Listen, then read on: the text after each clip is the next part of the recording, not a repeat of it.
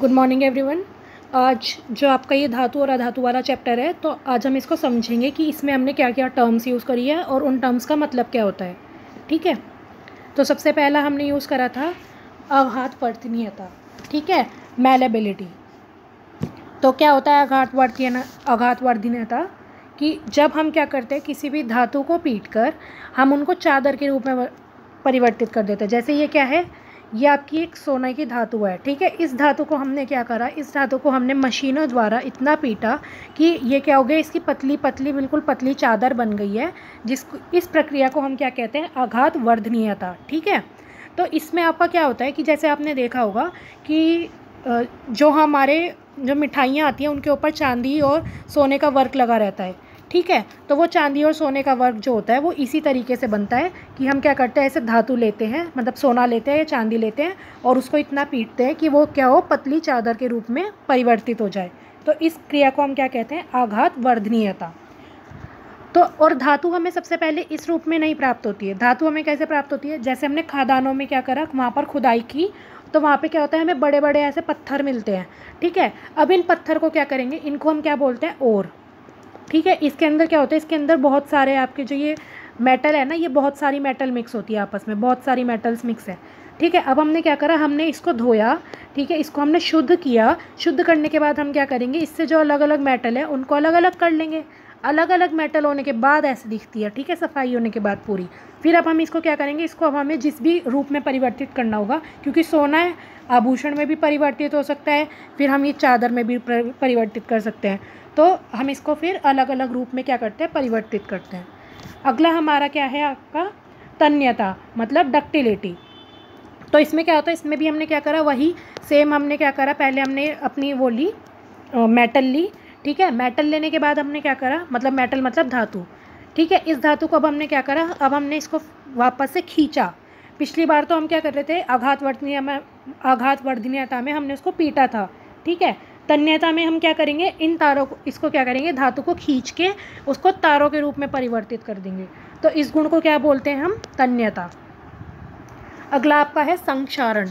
ठीक है, संक्षारण मतलब किसी भी वस्तु में जब जंग लग जाता है तो इसको हम बोलते हैं संक्षारण।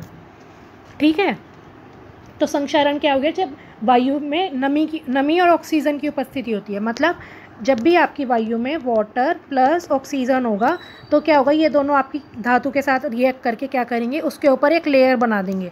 तो इस लेयर को जब ये आपका होगा, देखा होगा आपने कि लोहे की कोई भी वस्तु जंग लगने के बाद इस तरीके की दिखती है। ठीक है, उसके ऊपर एक ऐसी लेयर आ जाती है।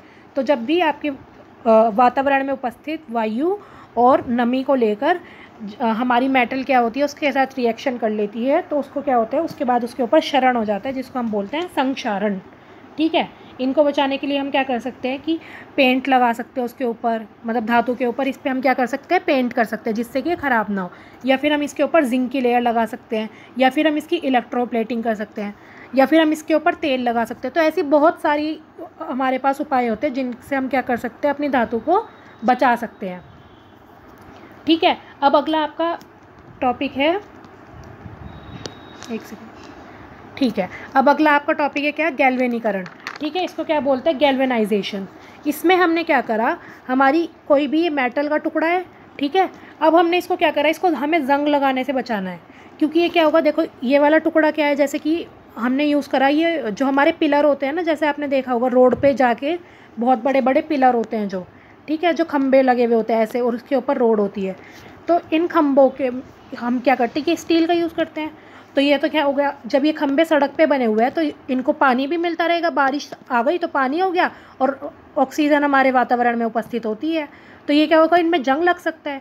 तो इसको जंग से बचाने के लिए हम क्या करते हैं, इस स्टील के टुकड़े को इसमें हमने इसमें डुबो दिया। ठीक है, हमने जिंक को पिघला लिया बहुत ज़्यादा टेम्परेचर पे, और ये हमने इसका क्या बना दिया, द्रव बना दिया। और हमने क्या करा, अपनी जो हमारी धातु थी उसको लिया और हमने क्या करा, इसके जिंक के द्रव में भिगो दिया। भिगोने के बाद हमने इसको बाहर निकाला तो इसके ऊपर क्या होगा, एक जिंक की परत चढ़ गई। ठीक है, अब इसमें क्या होगा, अब इसमें धातु में क्या होगा, क्षरण नहीं हो पाएगा, जिसकी वजह से क्या होंगी, ये धातु बची रहेंगी। ठीक है, अगला है आपका इलेक्ट्रोप्लेटिंग। इलेक्ट्रोप्लेटिंग में क्या होता है, वही वापस से हम क्या करते हैं कि क्षरण से बचाने के लिए, क्षरण को हटाने के लिए कभी भी आपका क्या हुआ, जैसे कि किसी भी धातु के ऊपर क्या हो गया, आपका क्षरण हो गया, मतलब क्या हो गया, जंग लग गया, ठीक है। जंग लगने के बाद अब क्या होगा, हमें उसको जब हटाना है तो क्या कर सकते हैं, हम उसकी इलेक्ट्रोप्लेटिंग कर सकते हैं। तो हमने सबसे पहले क्या करा कि, और जब भी हमें क्या करना होता है कि इलेक्ट्रोप्लेटिंग उसके लिए भी होती है कि जब हमें धातु को क्या करना होता है, बचाना होता है, मतलब स्टार्टिंग में। तो इसमें क्या करते हैं हम, मेनली इसमें टिन की परत चढ़ाते हैं, ठीक है। तो हमने क्या करा, एक हमने इलेक्ट्रोड इधर लगा दिया, एक हमने इलेक्ट्रोड इधर लगा दिया, ठीक है। ये दोनों इलेक्ट्रोड क्या है, नेगेटिव इलेक्ट्रोड है, ठीक है। तो अब हमने क्या करा, जो हमारी धातु थी, हमारी धातु क्या है, ये जो सिक्का है ये हमारी धातु है, ठीक है। ये हमने क्या करा, ये अपनी धातु ली, धातु के ऊपर हमारा क्या है, पॉजिटिव चार्ज है। तो जैसे ही हमने धातु ली अपनी, तो ये क्या होगा, जो इसका ये क्या होगा, जो सारा ये वो होगा, ये उतर उतर के इधर चला जाएगा, जिससे क्या होगा कि आपका जो ये आपका क्या होगा, ये वाली धातु से ये क्या होगा, ये इसके ऊपर एक प्लेटिंग कर देगी, ठीक है। इलेक्ट्रोड है ये दोनों, तो ये दोनों इलेक्ट्रोड मिलके क्या करेंगे, इसके ऊपर एक प्लेटिंग कर देंगे, इसके ऊपर एक परत चढ़ा देंगे। उसको हम प्रक्रिया को क्या बोलते हैं, इलेक्ट्रोप्लेटिंग। देखो यहाँ पे ये ब्राउन कलर की थी, यहाँ पे ये सिल्वर कलर की हो गई, क्योंकि इसके ऊपर क्या हुआ, इसके ऊपर इलेक्ट्रोप्लेटिंग हो गई, ठीक है। तो ये हमारा था इलेक्ट्रोप्लेटिंग। इसमें अभी आपका एक चीज़ और बचता है, जो कि आपका है, हाँ, ध्वनिक वस्तुएं किन्हें कहते हैं। तो ध्वनिक वस्तुएं कौन सी होती हैं आपकी, जिनके ऊपर भी हम चोट करने पे क्या हो, आवाज़ आती है, तो उन वस्तुओं को हम क्या कहते हैं, ध्वनिक वस्तुएं कहते हैं। जिन वस्तुओं पे क्या हो, चोट करने पे आवाज़ आए, उनको हम बोलते हैं ध्वनिक वस्तुएं। तो ये था आपका चैप्टर नंबर 4, जो था आपका धातु और अधातु। बस आज के लेक्चर में इतना ही। Thank you.